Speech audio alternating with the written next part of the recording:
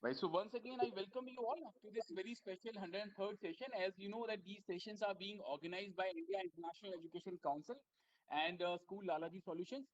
India International Education Council is a not-for-profit organization which is working in the field of education. It has collaborators from 12 countries. It aims to create a better world through education. It also aims to build quality centers for elementary education, approachable for all kids, and finding the best educational practices across the globe and find ways to implement those in Indian institutions. It is also creating more awareness on hygiene and learning disabilities. It publishes a magazine called World Education Review and many other educational reports. It aims to build 100,000 different cities by 2022.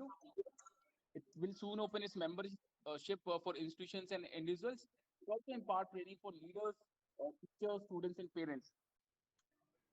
So as you know that we have so far conducted 102 sessions successfully. We have received 10,163 registrations, 8,984 questions. We have seen participation from 5 countries: India, USA, Qatar, Saudi Arabia, and Nepal. From India, we have seen participation from 20 states and 84 cities. We aim to organize 200 sessions. With this, we would be reaching out to 100,000 educators, 20,000 institutions, and 1,000 plus eminent speakers.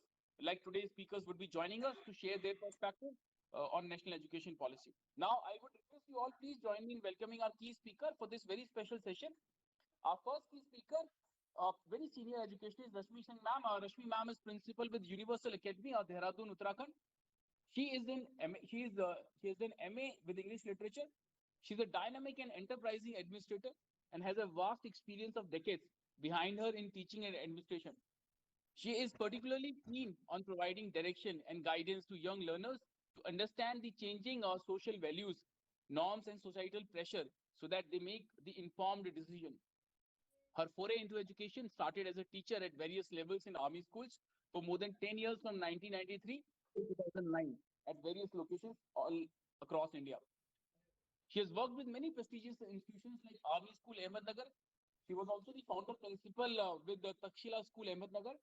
She has also worked as a principal with the St. Mira School Muradabad and also with the Golden Gate Global School Muradabad. Apart from imparting education to young minds, she is also a lifetime member of All India Women's Council, which is a non-government organization based in Delhi. It was founded in 1927 in Pune by Margaret Cousins to improve educational efforts for women and children. And it is, among the oldest NGOs of India. We welcome you, Rashmi ma'am. Thank you for joining. It's an honor to have you. Thank you. Thank you, sir. Welcome, ma'am. Our next key speaker, Dr. Urmila Vajpayee, ma'am. Urmila ji is principal with Sacred Heart School, Bareilly, Uttar Pradesh. Dr. Vajpayee is a self-motivated leader and keen to work with a varied group of people. She has strong communication skills and worked as a leader and guide to various groups of different ages, from mentoring and motivating young minds through counseling, life skills, personality development workshops, to initiating sessions with teachers to motivate, innovate, and improve their teaching methodology. She strongly feels that sound career choice, discipline in all spheres of life, and ideas need to be put into a child's mind as early as possible. Her deep passion for working and young educators to motivate them to make learning and teaching a wonderful experience is inspiring. She has been recognized and awarded for her contribution to the field of education many times. We welcome you, Urmila. Urmila ma'am, thank you for joining. It's an honor to have you. Our next key speaker, Richa Prakash ma'am. Richa Prakash ji is principal with Ellen House Public School, Panki, Kanpur, Uttar Pradesh. She believes that she is an educator, learner, and professor. She believes that we can learn each day a little and grow little by little. It is through these small things that we begin to educate ourselves. She strongly believes that sharing ideas help us in building a connection and community of learners. Formerly, she was the founder principal of GD Goenka Public School in Firozabad. And, Richaji has spent over 18 years now in education trajectory. She believes in leading with empathy and distributive leadership to empower other educators and students to ideate, collate, collaborate at different levels to leverage the possibilities of better tomorrow. We welcome you, Richa ma'am. Thank you for joining. It's an honor to have you.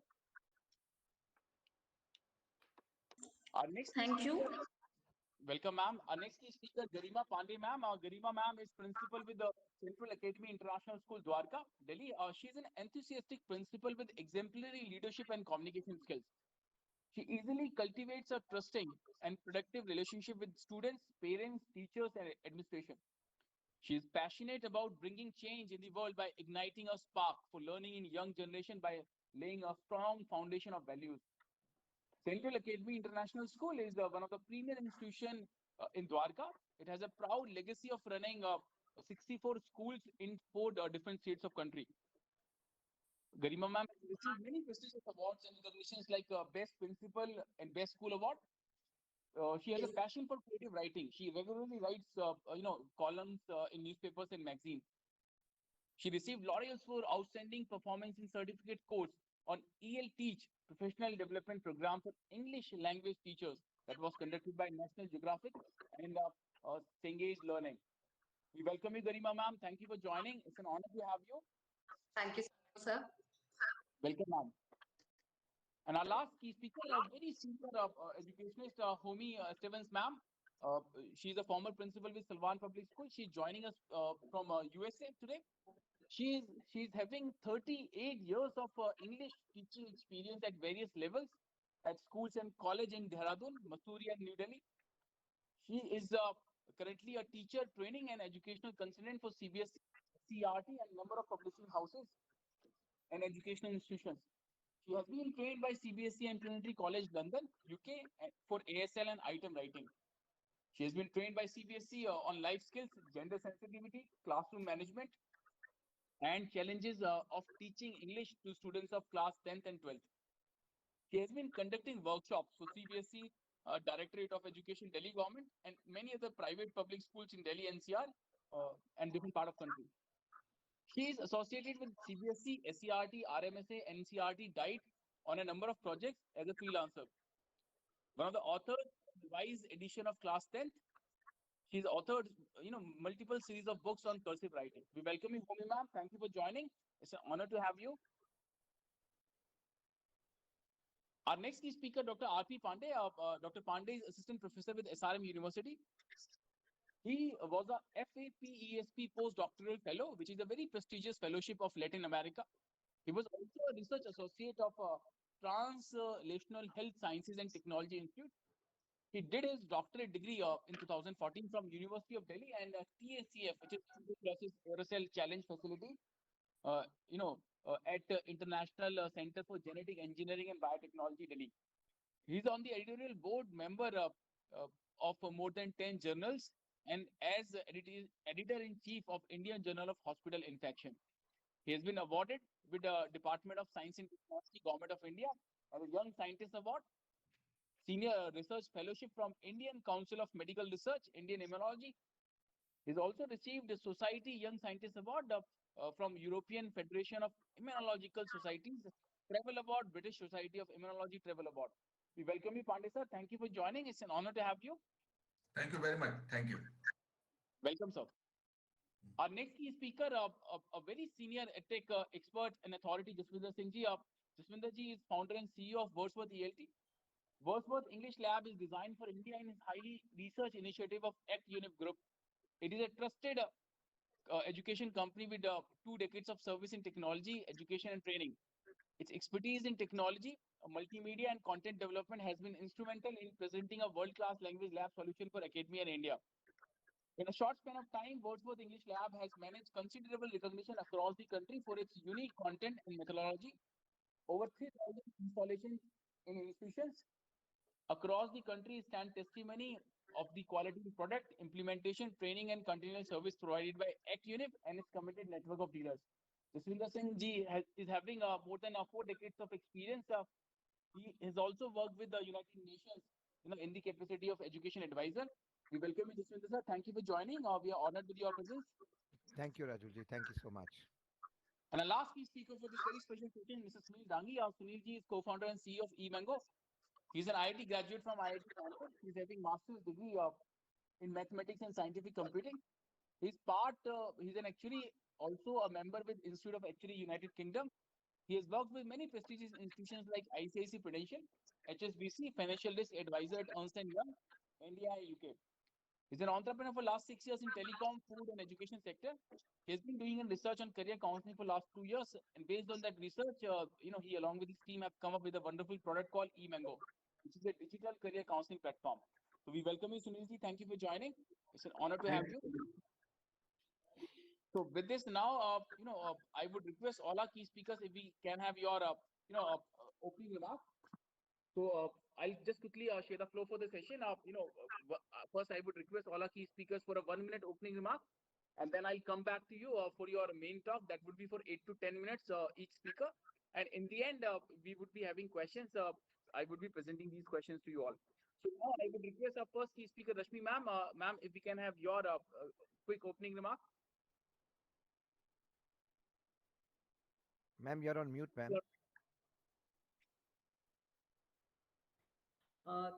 Thank you so much, sir, Rajul sir. And I would like to thank India International Education Council for giving us this platform where we can speak our minds. What do we think about NEP 2020? And I really welcome this NEP 2020 and the work done by India International Education Council.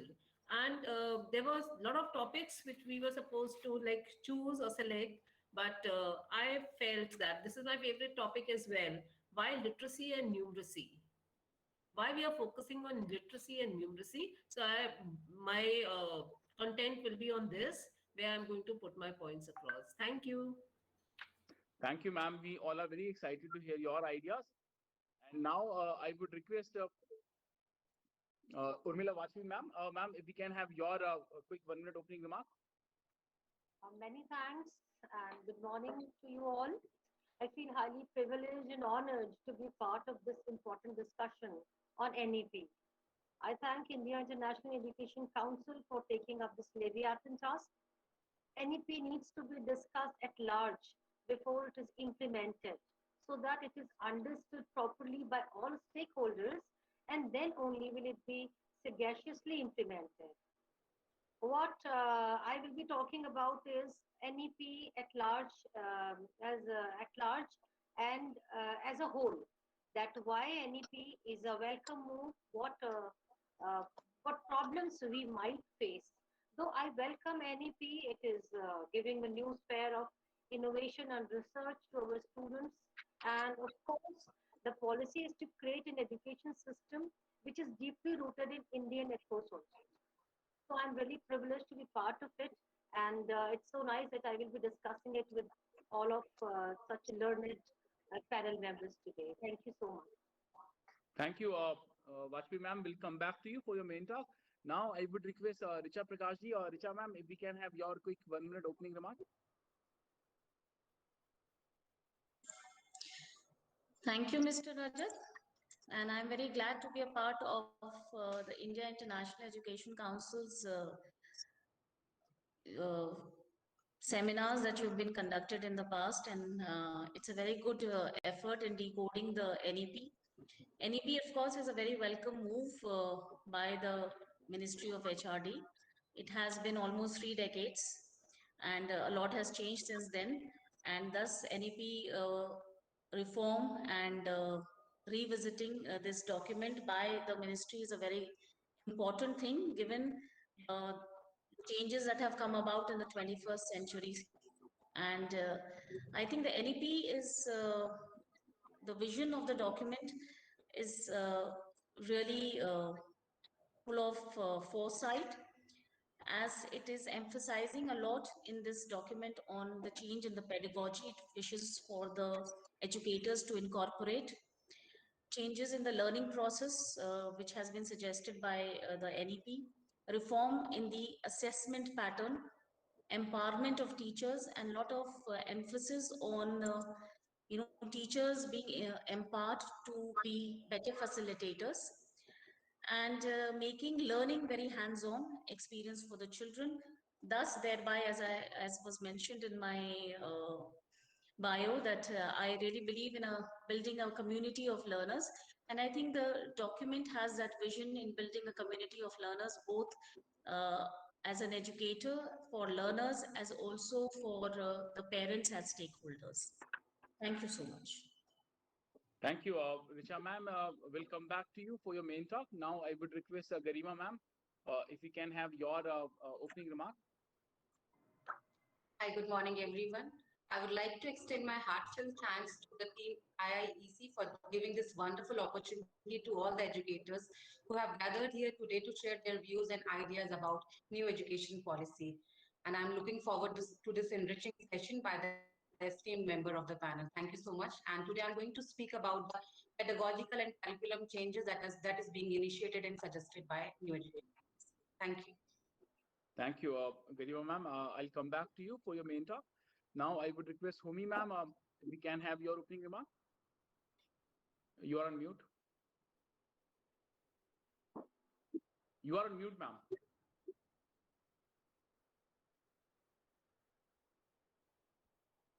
Audible now? Yes, you're audible, ma'am. Okay, okay. Whenever there's any talk about education, it tends to be about the urban area, the metropolitan cities. And the majority of population is in the rural sector. We tend to ignore them. The system of the quality, the system of education, the level of education there is pathetic. Urgent need to tap and to do something about them. So I think this is a very good forum, and I would request IIEPC to include teachers from the rural background so that you have a real picture of the situation. In fact, hats off to them that their students are taking the same CBSE exam that at par with those students from the affluent schools. It's really very difficult to work with those kind of children. I have seen that. So I would want them to be a part of this to know the real picture. Thank you. Absolutely. So thank you, Homi ma'am. We all agree with your perspective. We'll come back to you for your main talk. Now I would request Raminpati Pandey ji, Pandey sir, if we can have your opening remark. Yeah, thank you very much, and good morning to all the panelists. Good morning to all the audience who are listening us. And it's really pleasure to be part of this important topic and discussion. I am really very much thankful to School Lalaji that they are organizing. So like this is 103rd session that we are discussing today. Is the very important topic, that is new education policy.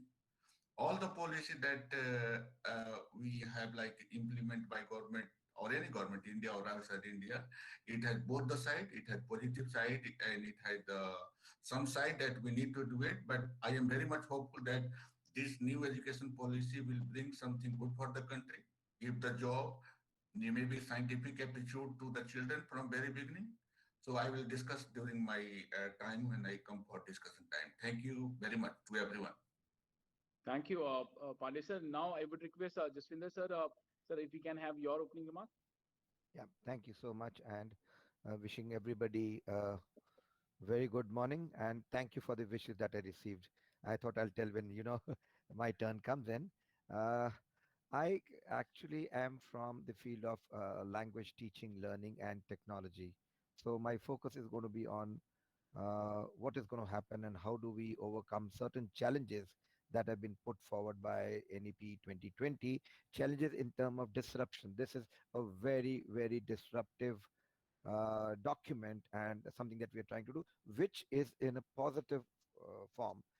All disruptions are not negative. They are meant to bring in drastic changes. And India at this time needs that. Our political will is there, and so should it have, start with the young generation who are going to take care of the country of tomorrow.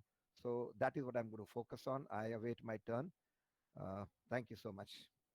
Thank you, sir. We'll come back to you for your main talk. Now I would request Sunil Dangi or Sunil sir, if we can have your opening remark. Good morning, everyone. Thanks, Rajula, for inviting me here. I am going to discuss about how the challenges which a school going to face after the new education policy, and then how the technology can help. The schools will have to keep the record of the internships. School will have to keep the records of the holistic profile of the students, and that records need to be maintained, as well as now how a child should choose a career in a scientific way, how the career counseling needs to be done, and how they can do it on your own with the help of technology. So I am going to discuss all about this because we have been doing the research for last 2.5 years on this with the IIT Delhi, and I'll explain at my turn that what is going on. Thank you. Thank you, Sunil sir. We'll come back to you. Now, with this, we enter to the next part of this session, which is the main talk session. All the speakers will receive 10 minutes to share their ideas and perspective. And before I invite our first speaker, just would like to share the learnings which we have had during our last 102 sessions. As I said in the beginning, that most of the speakers who participated, in fact, everyone believed that this is a wonderful document. Everyone said that this document has a potential to place India at that coveted, position of Vishwa Gyan Guru. But at the same time, almost everyone, apprehended that execution is going to be a massive challenge. As I said, that a lot of people, shared that finance is going to be a key challenge. Many believed, as Humi ma'am said, that it is going to be a huge challenge for the rural schools or village schools or the budget schools or government schools. Many people said that good schools in urban areas, they are already implementing many of the ideas which are there in NEP. So, but challenges would be for those schools. And a lot of people also said that teachers training is going to be a key challenge. Many people also cited the example of CCE. They also said that CCE was also a wonderful initiative, but got failed due to poor execution because teachers were not prepared, they were not trained. So with that, I would request all our speakers that while sharing your perspective and your ideas, if you can also share some suggestions which we all can try to execute in our respective domain. So, that would create more impact. So now with this, I would request our first speaker, Rashmi ma'am, if we can have your interpretation, your ideas. Thank you so much, Rajul sir. And this is 103rd session. And very nicely you have said decoding the NEP 2020. And I agree, before we implement it, we have to decode it. And I would like to speak on literacy and numeracy. So I'll just give you an example. I'll take you 40 years back when I was just a very small girl, like 20 years. And being from army background, we were asked to teach Jawan's wives because they would come from the villages and stay with their husbands only for 6 months, maybe. So, and they were illiterate completely. Things have changed now in 40 years, but I'm talking about 40 years back, that is 82, 83. So we would teach them E. So that thing was imprinted in my mind, that how education, we got the education, but these girls, they do not know even how to write or read. How are they going to sign the documents of their husbands in any problem or anything happens? So how will they sign it? And we would just teach them the names. With this, I start literacy, not going to numeracy. First, I'll discuss literacy skills. So literacy skills has been defined in various ways over the years. Previously, being able to sign your name was considered a reasonable sign of literacy. But now things have changed. Our understanding of what it means to be literate has altered, and currently understanding of and current definitions have taken into account that literacy demands more than this, more than just signing a document. And we have moved much ahead. And with this, I'll start that NEP 2020 aims to provide infrastructure support. This is documented in the NEP itself. That's what I'm reading here. Infrastructure support, innovative education centers to bring back dropouts, basically. A lot of dropouts are there. We want to bring them back into the mainstream, besides teaching the students and their learning levels. So this is why we feel that literacy and numeracy is very important. The ability to read and write and perform basic operations with numbers, necessary foundation and an indispensable prerequisite for all future schooling and lifelong learning.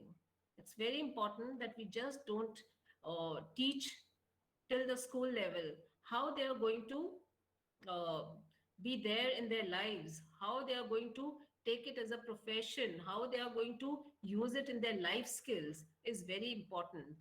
And literacy is very important for a nation also to grow, to move forward. And this is what we are into it right now.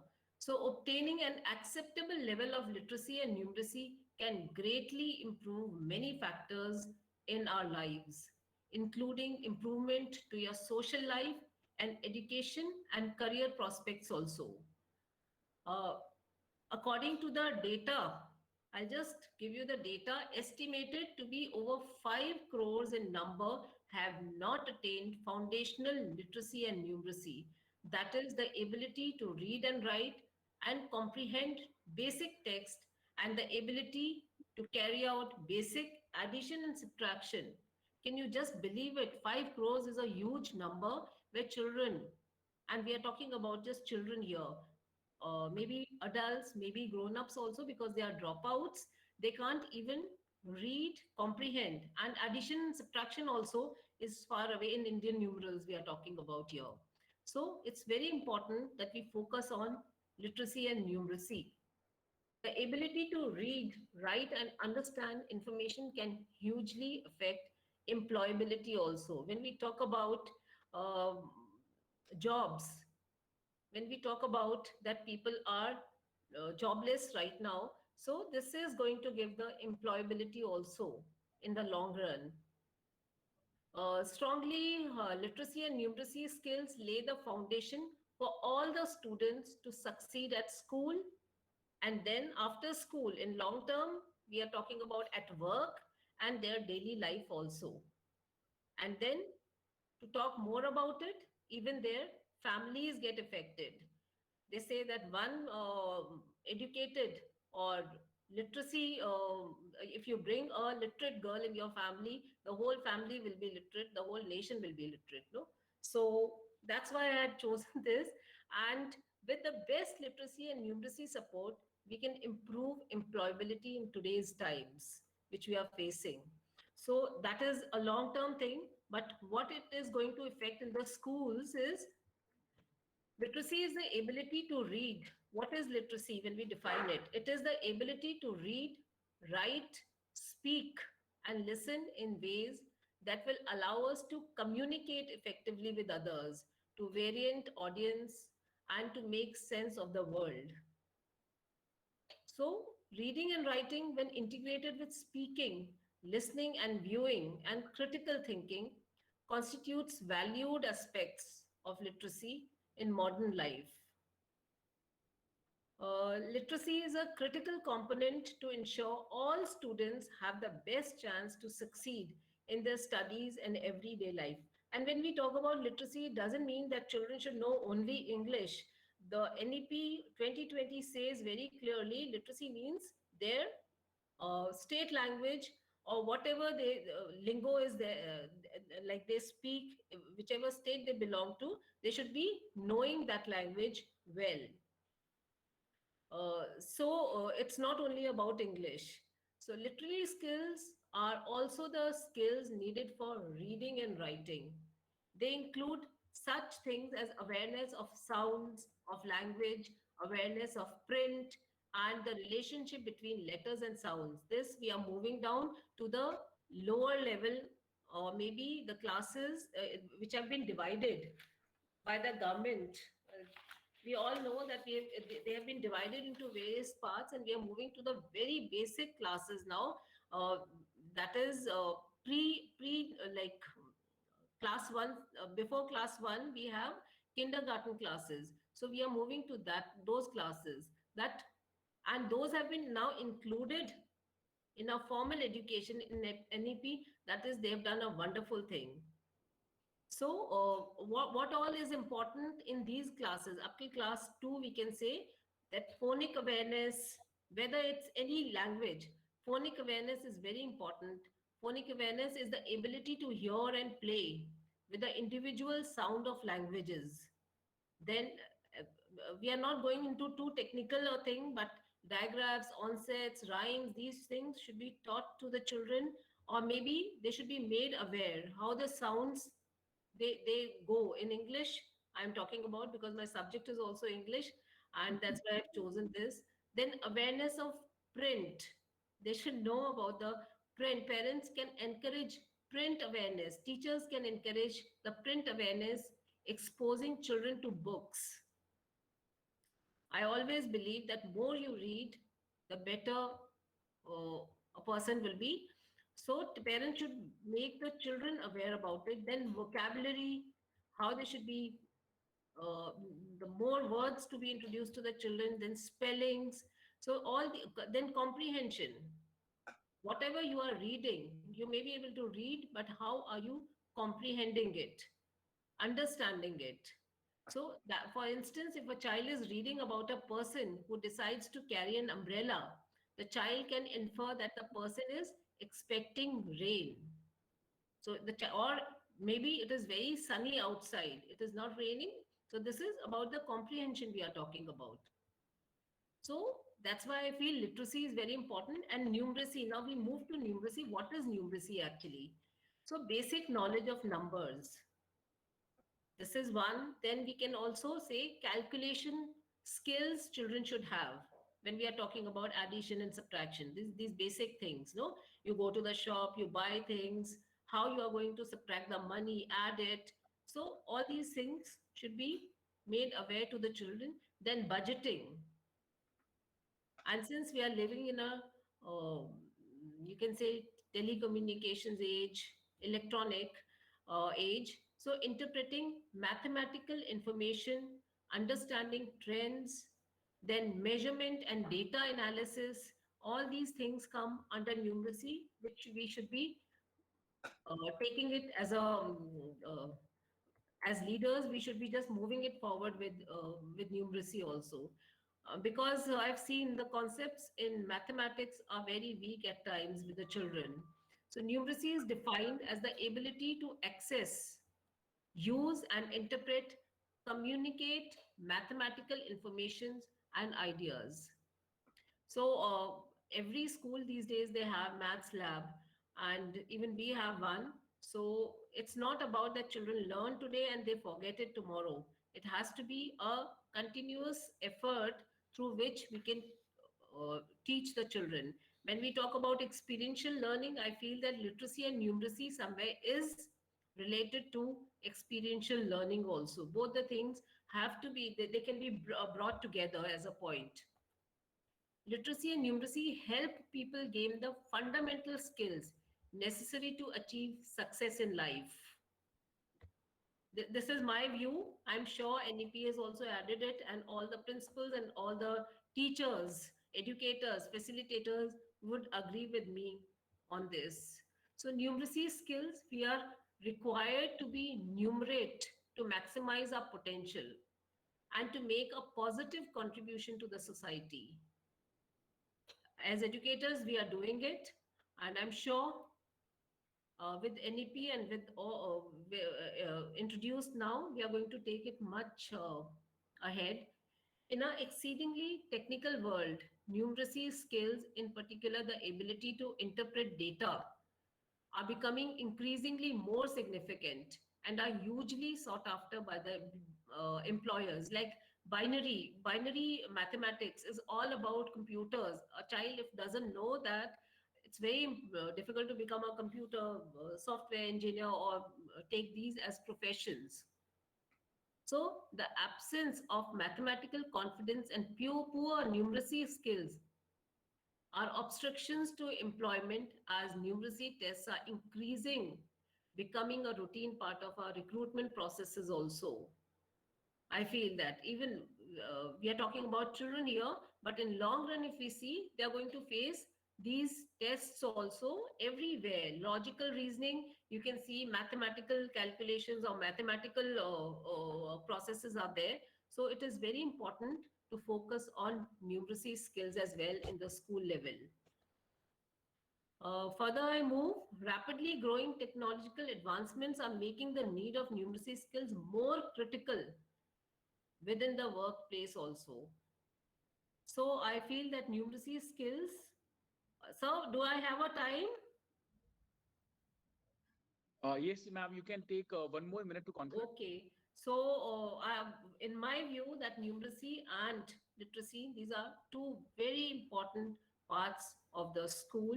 And with this, I can add that even experiential learning will help in teaching both these things. And as Omi ma'am said, that yeah, we have to move to the villages to bring out, because 5 crores is a huge number, which are illiterate, which are dropouts. 2 crores, government is saying it is already documented in NEP 2020. So, with your permission, can I just show a video, though it is not related to NEP or numeracy or literacy or anything?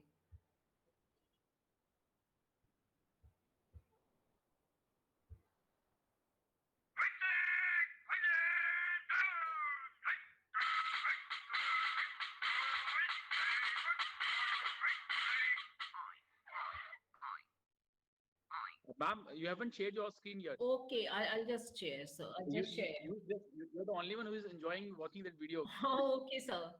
I'll just share it, sir. Just a minute.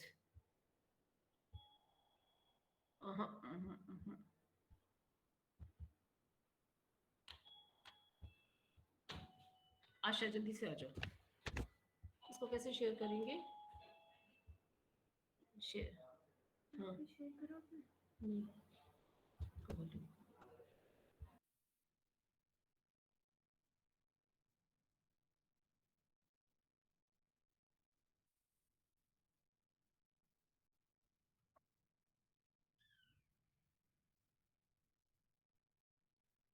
Yes, ma'am, we can see your screen.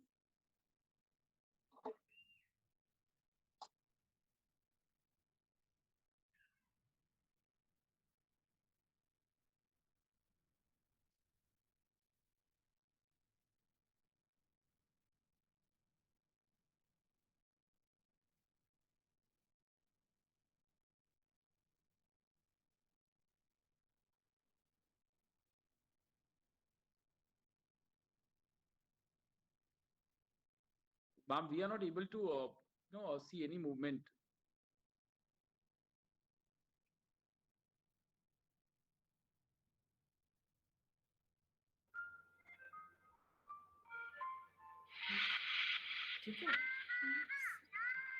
So, can you see it? No, we are not able to see it, ma'am. You're not able to see? No, this is dark screen. Okay. I hope I'm not taking too much of time. Should I leave it then? No problem. We can come back to it. Thank you, Rashmi ma'am, for talking about these very important, ideas. And Thank you, sir. you talked about, how NEP focuses upon, bringing those dropout students coming back to education ecosystem. You also share that one very, I would say, eye-opening fact that 5 crore children, and just children, they haven't developed any basic numeracy skill. So that's very, I would say, a compelling figure. And you also talked about the importance of comprehending along with the reading skill. So thank you, Rashmi ma'am, for sharing these important thoughts. I'll come back to you with question. Now, I would request Vajpayee ma'am, Umar ma'am, we can have your interpretation, your understanding on national education policy. Yeah, sure. Thank you so much. And I have prepared a presentation on NEP because I want the teachers, basically our viewers, the audience today, to understand that what actually NEP talks about. Because at the end of the day, they are the ones who have to implement it in true spirit. So this is a PPT that is specially for the audience. So let me first share this with you all. And so this is basically NEP. What I have prepared is at large. It contains NEP in short for our teachers basically to understand. So the national education policy, which has changed say after 3.5 decades now, now it talks of 5+3+3+4. Like before this also kindergarten was there, but that was not formal. Now it has been also included. So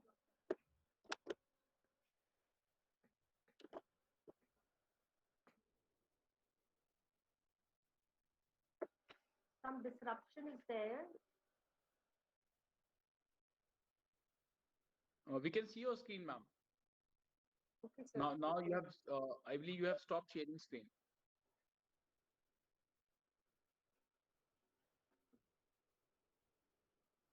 We were able to see your screen, ma'am. Okay, okay, sir. Okay, sir.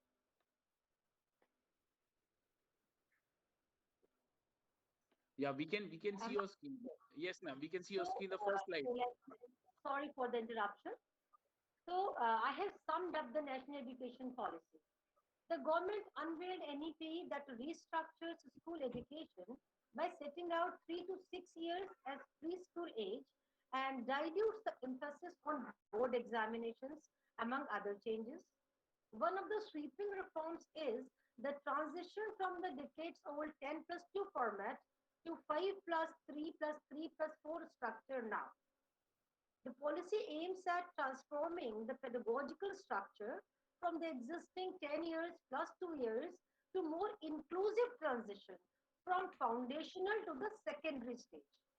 This doesn't mean that the 10 plus 2 system will become obsolete.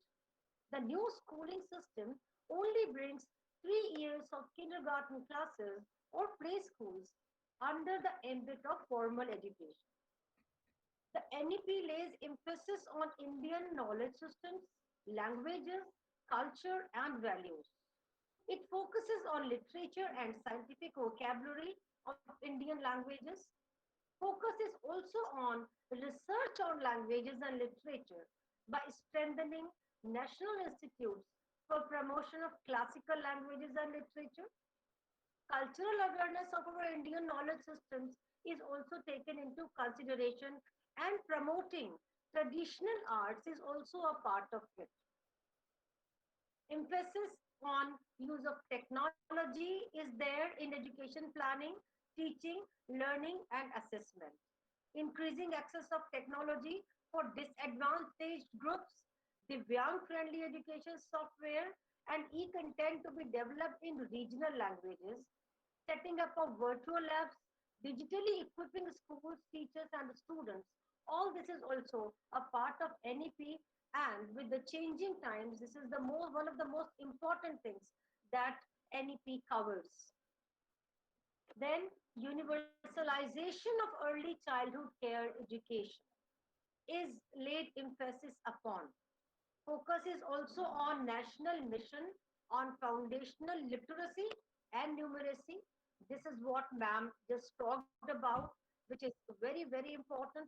Literacy, we have to make our country at least literate. Everybody has to be literate.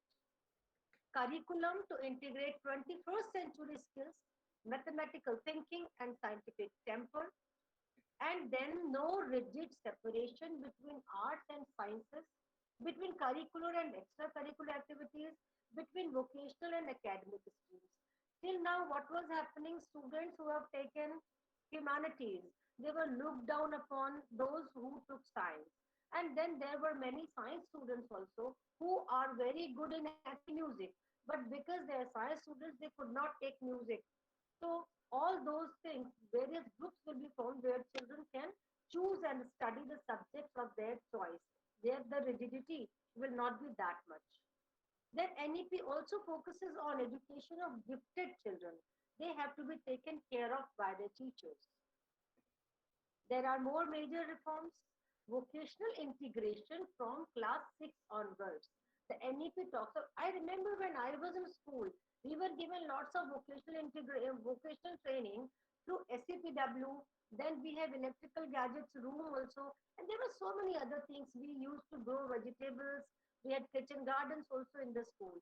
The modern day education, the recently that is going on, it doesn't have any place for these things. The NEP so has focused on vocational integration from class 6 onwards. New national curriculum framework for school, teachers, and adult education is there. Board examinations will be low stakes based on knowledge application. Rote learning will not be now much applicable. The children have to understand and apply their sense.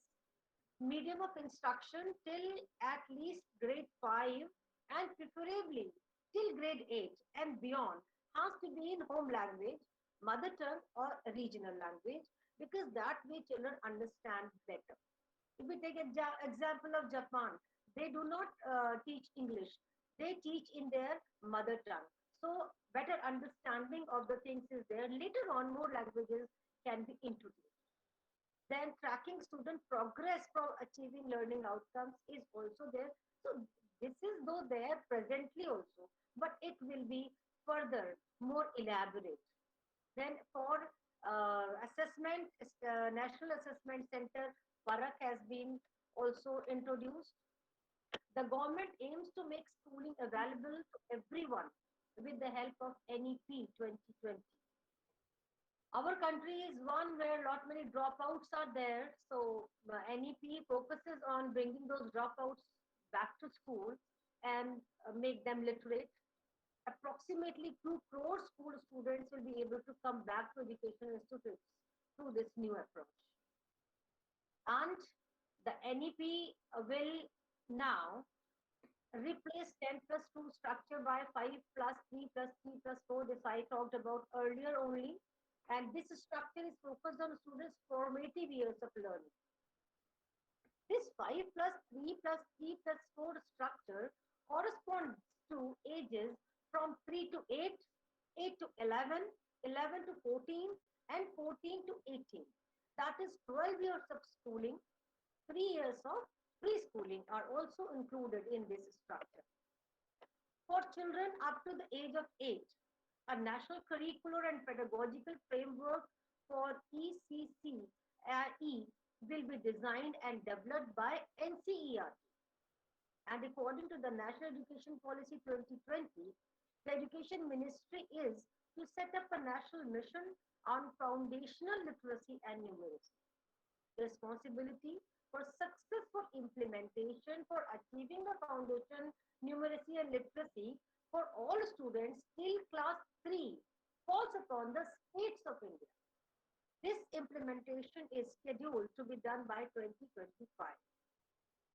One of the merits of NEP 2020 is the formation of National Book Promotion Policy in India, because reading is what our children are not doing. So reading is very important and it will be promoted by this. Appropriate authorities will conduct the school examinations for grades 3, 5, and 8. The board exams for grades 10 and 12 will continue, but the NEP 2020 aims to redesign the structure with holistic development. That means now the children will have to give sort of board examination types on in class 3, 5, and 8 as well. This new plan focuses on setting up a gender inclusion fund also. Then special education zones for disadvantaged regions and groups is also included in the focus. That means NEP covers everybody. People from all stratas of the society are covered by NEP. But there will be major challenges, as in the beginning only Rajat said that people give example of CCE. I also would give example of CCE. CCE actually was a very good thing, but it could not be actually implemented properly because the teachers were not trained, or maybe more than that, what I feel is CCE was not that much of success because our classes are very large. Maybe CCE was not meant for our classes, which have say 70 students, 75 students also in some of the schools. But now everybody has to be prepared in body, mind, and spirit to implement. Still, there will be challenges. The major challenges will be in the national education policy. Language is a negative factor, as there is a problematic teacher to student ratio in India. Problematic teacher to student ratio is one of the major problems. Thus, introducing mother languages for each subject in academic institute becomes a problem. Sometimes finding a competent teacher also becomes a problem. And now another challenge comes with the introduction of the NEP, that is bringing steady material in mother languages. This, of course, is going to be a very Herculean task because converting the study material in mother languages is actually difficult. According to the National Education Policy 2020, students willing to complete their graduations have to study for 4 years, while one can easily complete his diploma degree in 2 years. This might encourage the pupil to leave the course midway. And according to the National Education Policy 2020, students of the private schools will be introduced with English at a much earlier age than the students of the government school. So this naturally will cause issues. The academic syllabus will be taught in the respective regional languages to the government school students. So now this is one of the major new education policy drawbacks, as this will increase the number of students uncomfortable in communicating in English, thus widening the gap between societies, between the sections of the society. So this is what my PowerPoint is finished. And what I would like to say is that this was a summing up of NEP, and all the teachers must understand that what NEP talks about, what they are supposed to do, what will be the challenges ahead.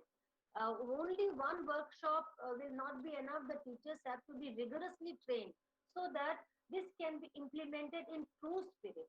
Then only it will be successful. Otherwise, we will again crib like we keep cribbing about CCE. So that is all from me. Thank you so much for giving me this platform. Thank you. Thank you, Urmila ma'am. And you explained the entire NEP and the crux of NEP in a very amazing way. You talked about the different areas which has got the attention of national education policy, and we all agree with you that these are very important areas. And NEP certainly gives us a hope. In fact, one very senior educationist who participated a few sessions back, he said that NEP gives us an opportunity to innovate and explore, to experiment with new things, which so far we had not been doing experiments. So now NEP offers that opportunity. You also talked about that, the why CC, you shared your perspective, why CC could not get succeed in India, but how NEP targets and has given its attention to that large classroom problems and teacher student ratio, right? And you also talked about like how reading and has got attention in NEP, and how government is going to take a lot of initiatives to promote that. You also talked about the teachers challenge. In fact, a lot of educators who have participated, they have maintained, on all, we all agree with that, the teachers are the real soul of any institution. And many believe that the teachers who are the soul of any institution, most of them come to this profession not as a first option, I would say a choice as a profession. So that is a challenge, and a lot of people say like we need to convert this entire teaching of noble profession into an aspirational profession, and this NEP gives us a hope, in that direction. So thank you, Vajpayee ma'am, for sharing your ideas, and we'll come back to you with the with the questions. Now I would request Richa ma'am, if we can have your perspective on national education policy.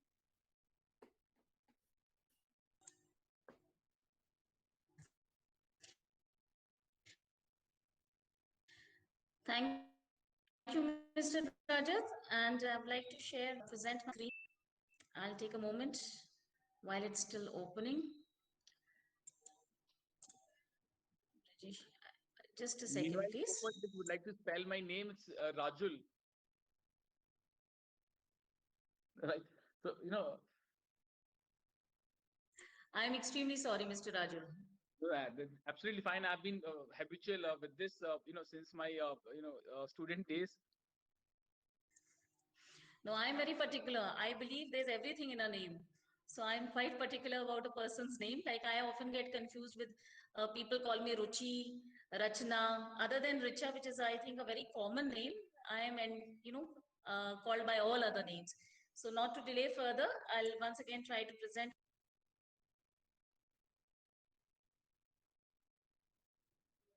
You are on mute, ma'am. Meanwhile, I must recognize the presence of Sunita Nandwani, ma'am. Welcome, Sunita ma'am. Sunita ma'am is principal with the Saffron Public School, Faridabad, and she's a very regular participant. And thank you, ma'am. Sunita ma'am, it's a big inspiration, big validation that you are regularly joining our sessions. Thank you and welcome, ma'am.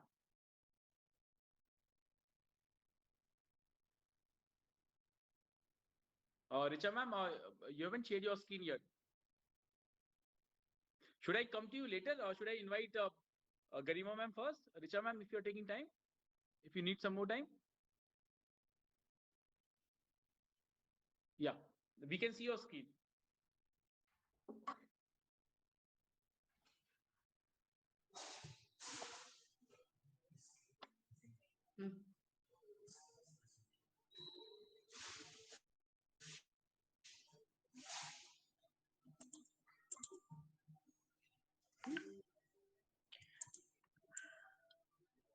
Could you please help me in knowing? We can see your screen, ma'am. You just need to, you Ma'am. haven't selected your screen, I believe. Ma'am, what you do is once you select, you click on present now, then you to go to the screen that you want to show, and then after that, go click on that screen itself, your PPT or something. So now what you do is go click on present now. You will get the window. Click on that window. It will start showing, and then go and again click on that window in your main screen.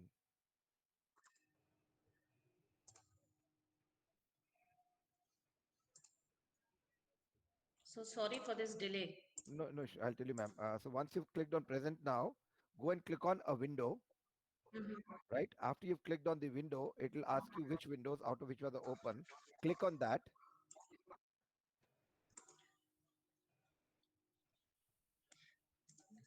The interesting part is that we had already done a sort of a rehearsal for this, so that this kind of an embarrassing situation and waste of time for the other audience does not happen. I think now, as a principal, you can understand the situation of us, like students like me.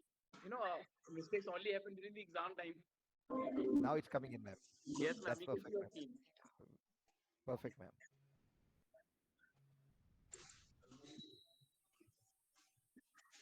Ma'am, it is visible. You can start now, ma'am. Okay, so we are looking at, this is an attempt, of course, made by me to be able to understand the way the NEP has unfolded before us. So we are looking at primarily the goal of NEP, which is to bring about changes in education. It is talking about building cognitive abilities in children while engaging them through developing their foundational literacy and numeracy skills. And at the same time, it is also laying stress on creating opportunities to developing very high order thinking skills like analysis, problem solving. Education to play another important role, which is inculcating social and ethical values in the individuals. And that will only happen when they have a very, very sound mental health system. The vision of the policy, as the NEP is talking about, is, according to me, building of the character, enabling the children to be empathetic, while at the same time developing their ability to find gainful employment. So NEP is basically talking about moving away from just an emphasis on learning by stating the requirement of the ability of an individual to be able to learn how to learn. The values which are enshrined in the Indian Constitution, it believes that those should form the basis of the development of curriculum and pedagogy. The prime aim being able to decide the what to teach and how to teach our children. So what are the main principles of NEP? NEP is mainly focusing on gaining flexibility and extending that flexibility, as ma'am also, the earlier speakers also mentioned, as extending that flexibility in the choice which is being extended to children while choosing the subjects of study, and also subsequently moving towards a more semester system, which is going to offer shorter and varied courses to the children. As far as I understand, with whatever little information and understanding I have, that it is not CBSE which actually divides children into the 3 streams. It is the schools which end up dividing the children into 3 streams in the senior secondary level. So that this NEP makes very clear that this should no longer happen. It is also trying to remove the barriers which are created in learning by doing these binaries, doing away with these binaries of, creating this mindset of vocational, academic, co-curricular and extracurricular, or the various streams of the different streams that schools offer up until now. It also at the same time emphasizes on learning the concept, the objectives of learning and the learning outcomes which are attainable. The focus is also shifted to stressing on building learning through the local context of the child, wherein the child who's living in Assam will learn through the local context over there, because the flora fauna is different, whereas a child living in Kanpur will live and understand better the local context and also be able to understand the diversity through efforts of CBSE in helping us integrate art, various forms of art, while teaching in a regular class in a school. So NEP is talking about the greater role which technology must and should play, and we have all seen that during the pandemic, the technology has helped us take the school home, to the drawing rooms, to the living rooms of the children. Of course, NEP also talks about building in a synergizing rather the curriculum across the spectrum of, from early childhood care stage up to the higher education stage, to build a synergizing and synthesizing this curriculum across the spectrum. So NEP also mentions very clearly how we need to align with the Sustainable Development Goals laid out by the United Nations, which should make education inclusive, equitable, provide quality education, and also build in lifelong learning opportunities for the children. As we have seen, and I think most of us are aware about what I am planning to say, India has been basically learning by rote. We have grown up ourselves struggling to make sense of most of our learning. And thus the NEP is trying to change the way we teach so that we can change the way the students can learn. That is what it is emphasizing on. And it is trying to emphasize on learning which needs to be relevant. Concepts which we are teaching should be relevant to the child's real life, which allows the child to choose his or her learning, wherein it is also providing a sort of autonomy to the child in choosing their subjects, in choosing the vocational courses, thus helping the child to gain mastery. The child may acquire in his or her learning the interest that the content will develop in the learner. And of course, this is all dependent on the ecosystem of the child, the social, economic, cultural background of the child. That is where the NEP is emphasizing to change the way we teach, and we change it in such a way that it helps the child to learn better. So thus there is a paradigm shift, according to me, which has been suggested by the NEP. It is talking about moving away from rote way of learning to incorporating critical thinking in our teaching and learning. And it is in this way speaking about the 3 major aspects of teaching and learning, which is the content, the pedagogy, and the assessment. The content is what is to be taught, the pedagogy is how we have to teach this, and the assessment is which form of assessment do we need to bring about. Helping the children build in critical thinking skills is most crucial and very important focus, I think, of the NEP. It is talking about reduction in the content thereby shifting the focus to integrate learning across the subjects. And the space which will come in when we will have reduced content, that should be utilized for developing higher order learning skills like analysis, logical reasoning, creativity, critical thinking, problem solving. And all this could be achieved through developing ways of inquiry-based learning, project-based learning, multilingual learning, and thereby also incorporating the contemporary subjects like it has already done. Artificial intelligence is already a part of the syllabus by CBSE, and I'm sure many of our schools are already working on it. So what is this critical thinking, which is very crucial and which has been highlighted by NEP, is how are we practicing and how does an individual practice this aspect of critical thinking in their lives? This is going to happen when we have to evaluate options and choices, when we are thinking of the pros and cons of a given situation or a policy, as we are today talking about decoding the NEP in this session. It is also going to come into play, the critical thinking for an individual, when we are comparing or contrasting any two ideas, when we need to find an evidence to conclude a theory or an idea to reach its conclusion, when we find something illogical like gender biases and prejudices, then also the role of critical thinking becomes very, very crucial.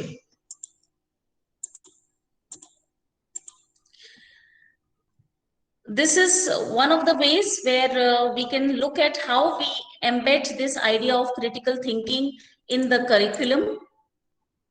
And this can be done when we look at the three ideas of what, how, and whether. The what is the concept, what are we going to teach, the facts, the concepts, the values which may challenge or accept the existing belief systems, the how to teach, which may involve prior knowledge of the child so that the child can construct further information and knowledge through the use of varied graphic organizers like the flow chart, the timeline, the fishbone diagram to discuss the cause and effect relationship of a situation. And here the critical aspect, I think, is the whether of how to assess what we have taught to the child. This is wherein we bring in assessments, which, as I understand through the NEP, it largely emphasizes on building in formative assessments, a continuous assessment, rather than rely on a one-time assessment. So, as I understand, it is talking about a pedagogical shift to revamp the entire system to help the children develop the ability to think. We do not tell them what to think, we help them to develop the ability to think. There was an interesting experience I would like to share once while teaching in the class, and very recent, when I asked a child that, I usually ask children that take your time to think before you respond. So one of the child responded back and said, ma'am, can you tell me what to think? I'm not able to understand what to think. So that is where I think there is a big gap in our teaching learning process. We have to enable the children to have that space to be able to build on their prior knowledge, and then based on that prior knowledge, be able to experience learning, to develop the ability to reflect upon their learning. And this, of course, can be done through various techniques. One of them is mentioned here as a storytelling technique. Then the child's ability to develop and understand the abstract concepts in each subject through experimental ways. Use of discovery-based learning, analysis-based learning to build on the cognitive development of a child. And also very important, which I found very, very interesting, which once again CBSE is already doing, has already suggested to most schools, is to bring in the indigenous sports which used to be played by children, by us all. I'm sure we have all played at our own level, hopscotch at our, in our verandas, in our angans, and we have also played, most of us, kancha and gulli danda.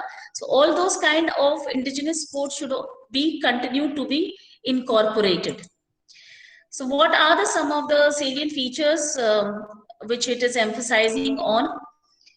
If we move to the salient features, it talks about the early childhood care and education, which is to be targeted by 2030 to bring in universalization of early childhood care and education NCERT